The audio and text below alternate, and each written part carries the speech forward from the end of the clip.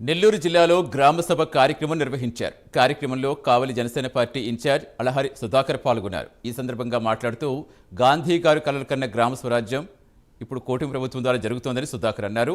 గత వైసీపీ ప్రభుత్వంలో సర్పంచులు నిధులు లేక గ్రామాలు అభివృద్ధి చేయలేని పరిస్థితి ఉందని ఆరోపించారు. ప్రజలు ఈ గ్రామ సభతో సమస్యలు తెలియజేసి పరిష్కరించుకోవాలని సుధాకర్ పేర్కొన్నారు.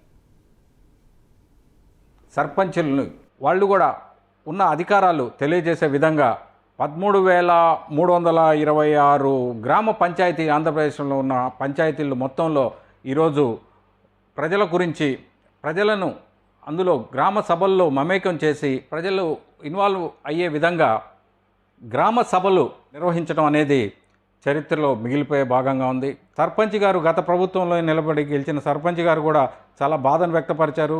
వాళ్ళకి ఎట్టి విధమైన ఫండ్స్ లేకుండా డెవలప్మెంట్ చేద్దామంటే కూడా స్కోప్ లేని విధంగా బాధపడటం వ్యక్తపరచడం జరిగింది.